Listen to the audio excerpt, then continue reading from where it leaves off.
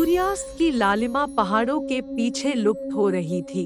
आसमान पे काले बादल जमा हो रहे थे और दूर गांव में कुत्ते भौंक रहे थे, मानो कोई अपशगुन बता रहे हों। मैं और मेरे दोस्त अमित उस गांव के नजदीक ही स्थित राजमहल को देखकर रोमांच से कांप रहे थे। वो महल सालों से वीरान पड़ा था। गांव वाले उसे भूतिया राजमहल कहते थे। अफवाहें थी कि रात में वहां से हंसी रोने की आवाजें आती हैं और अजीब सी रोशनी झलकती है। हमें बचपन से ही डरावनी कहानियों का शौक था, इसलिए हमने सोचा कि रात को महल में घुसकर देखेंगे। शाम ढलते ही हम गांव से निकल पड़े। हवा ठंडी थी और महल का काला साया हमें दूर से ही बुला रहा था। जंगली बेलें महल की दीवारों पर चढ़ी हुई थी और टूटी खिड़कियां मानो हमें निगलने के लिए खुली थी। हमने दीवार फांदकर भूतिया राजमहल के अंदर प्रवेश किया। जैसे ही हम अंदर घुसे, एक अजीब सी ठंडक ने हमें घेर लिया। चारों तरफ अंधेरा था, सिर्फ छत से टपकती पानी की बूंदों की आवाज सुनाई दे रही थी। हवा में धूल और मकड़ियों के जाले तैर रहे थे। हम एक कमरे से दूसरे कमरे में जाते रहे, लेकिन सभी कमरे खाली थे।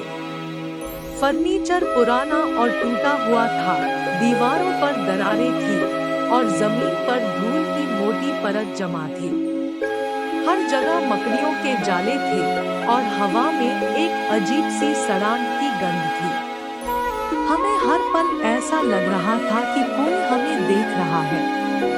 हमारी सांसें तेज हो रही थी और हमारे दिल तेजी से धड़क रहे थे। हम डर से कांप रहे थे, लेकिन आगे बढ़ने का हौसला भी नहीं छोड़ पा रहे थे।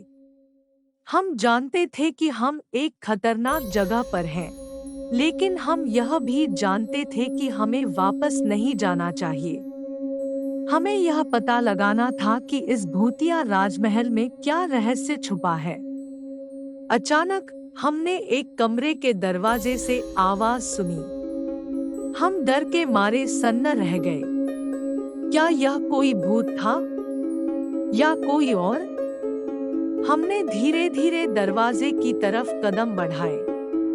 कुछ देर घूमने के बाद हम ऊपर की मंजिल पर पहुंचे। वहां एक बड़ा सा हॉल था, जिसके छोर पर एक कमरा बंद था। दरवाजे से आ रही रोशनी ने हमारा ध्यान खींचा। धीरे से दरवाजा खोला।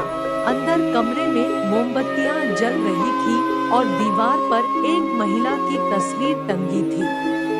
तस्वीर इतनी पुरानी थी कि महिला का चेहरा मिट गया था, बस उदास आंखें ही बाकी थी। हमें लगा शायद कोई गांव वाला पूजा पाठ करने आता होगा, लेकिन तभी रोशनी बुझ गई और हवा में ठंडी लहर दौड़ गई। तस्वीर से एक हल्की सी आवाज आई, कौन हो तुम? हम डर के मारे सन्न रह गए। अमित कांपते हुए बोला, हम यहाँ घूमने आए थे। जवाब में फिर वही आवाज, यहाँ से चले जाओ, यह मेरा ठिकाना है। बिना कुछ सोचे हम वहां से भाग निकले। सीढ़ियों से नीचे उतरते हुए हमें लगा किसी ने हमारे पैर पकड़ लिए हैं। तेज दौड़ लगाकर हम महल से बाहर निकल आए। बाहर रात गहरी हो चुकी थी। गांव की तरफ भागते हुए हमें लगा हमारे पीछे कोई चल रहा है। गांव में पहुंचकर गहरी सांसें लेकर शांत हुए, लेकिन हमें एक खौफनाक एहसास था, मानो कोई हमें निहार रहा हो। रात भर नींद नहीं आई। दिमाग में सिर्फ वही बेजान तस्वीर और उदास आंखें घूमती रही। सुबह गांव वालों से पूछा तो पता चला कि वो राजमहल रानी चंपा का था। राजा की बेवफाई से तब से उसे वहां भटकते हुए देखा जाता है। एक ऐसी कहानी जो दर्द, धोखे और बदले से भरी हुई थी। राजा की बेवफाई ने उसके जीवन को तहस-नहस कर दिया था। वो रात, वो क्षण जब उसने राजा को दूसरी रानी के साथ देखा, उसके दिल में तूफान ला गया। उसका प्यार, विश्वास, सब कुछ चकनाचूर हो गया। उसके दिल में बदले की ज्वाला भड़क उठी, मगर वो क्षणिक आवेश में बहने वाली नहीं थी। उसने राजा को सबक सिखाने का फैसला किया, मगर बदले के रास्ते पर नहीं, न्याय के रास्ते पर। रानी चंपा ने गांव वालों को राजा के अत्याचारों की सच्चाई बताने का फैसला किया। उसने सबूत जुटाए, गवाहों को इकट्ठा किया और एक दिन गांव चौक में सभा बुलाई। सभा में रानी चंपा ने राजा के किए सभी गलत कार्यों को उजागर किया। उसने सबूत पेश किए, गवाहों से बयान दिलवाए।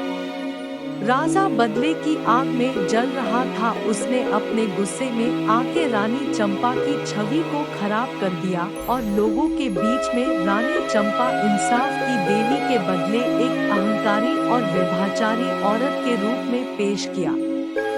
सारे गांव वालों के सामने उन्हें शूली पर चढ़ा दिया और जिंदा जला दिया। थोड़े समय बाद राजमहल में अजीब सी घटना शुरू हो गई। एक के बाद एक रानी की हत्या में शामिल सभी लोगों की बड़े खौफनाक अंदाज से मौत होने लगी। एक दिन राजा की लाश मिली, उन्हें भी बहुत बुरी अंदाज से मारा गया था। लोगों ने कई बार रानी चंपा की जाला हुआ भयानक चेहरा और उनकी छाया देखी थी। तभी से राजमहल में कोई रात में जाता नहीं था। अब भी कभी कभी रात में उस महल से रोशनी झलकती है और हंसी रोने की आवाजें आती है। कोई नहीं जानता कि आखिर रानी चंपा को क्या चाहिए, क्या शांति या बदला। हर कोई मानता है कि उस भूतिया राजमहल का रहस्य अब भी अनसुलझा है और शायद हमेशा ऐसा ही रहेगा। क्या आप उस तस्वीर की उदास आंखों में झांककर रहस्य सुलझा पाएंगे? या रानी चंपा का गुस्सा आप पर भी टूटे दिनों बीत गए, मगर भूतिया राजमहल की तस्वीर और रानी चंपा की बेचैन आवाज मेरे दिमाग से नहीं हटी। आखिरकार जिज्ञासा और थोड़ा सा डर लेकर मैंने दोबारा गांव जाने का फैसला किया। अमित इस बार आने को तैयार नहीं हुआ तो अकेले ही संध्या होते गांव के पास पहुंच गया। इस बार सीधे राजमहल की तरफ गया। अंधेरे में जैसे तस्वीर की उदास आंखें और भी ज्यादा साफ दिखाई दे रही थी। दरवाजा खुला था, मैं अंदर चल गया। हॉल के कोने में मोमबत्तियां जल रही थी। तस्वीर की तरफ बढ़ा ही था कि हवा में ठंडक घुमक उठी और आवाज आई, तुम फिर वापस आ गए। इस बार डर नहीं लगा, बस उत्सुकता थी। मैंने पूछा, रानी चंपा आपको क्या चाहिए? बदला नहीं, आवाज आई, न्याय। रानी चंपा ने मुझे उस रात की कहानी सुनाई, राजा की बेवफाई, उसका दर्द, उसकी मौत। कहानी सुनते हुए लगा मानो मेरा दिल भी गम से भर गया। फिर उसने बताया कि कैसे वो बदला नहीं चाहती, बल्कि ये चाहती है कि गांव वालों को सच्चाई पता चले, राजा के किए कर्मों का भंडाफोड़ हो। मैंने महल से कुछ सबूत इकट्ठा किए जो राजा के अत्याचारों को साबित करते थे। गांव वालों ने राजा की मूर्ति हटाकर रानी चंपा की प्रतिमा स्थापित की। धीरे धीरे रात में रोशनी और आवाजें कम होने लगी। एक रात तस्वीर में कोई नहीं था, सिर्फ मोमबत्तियां जल रही थी।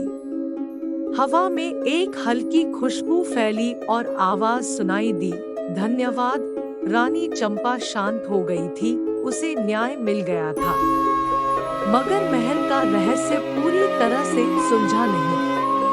कभी कभी रात में हल्की सी रोशनी झलक जाती है, मानो रानी चंपा हमें याद दिला रही हो कि न्याय की जीत जरूरी है। और ये भी कि कुछ कहानियां अधूरी ही खूबसूरत होती है, रहस्य का पर्दा हटाने से उनका जादू खो जाता है।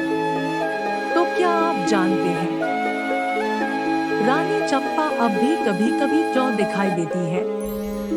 शायद वो ये बताने आती है कि सच्चाई और न्याय के लिए लड़ना कितना जरूरी है, या शायद वो बस गांव को देखने आती है जहां उसे आखिरकार शांति मिली।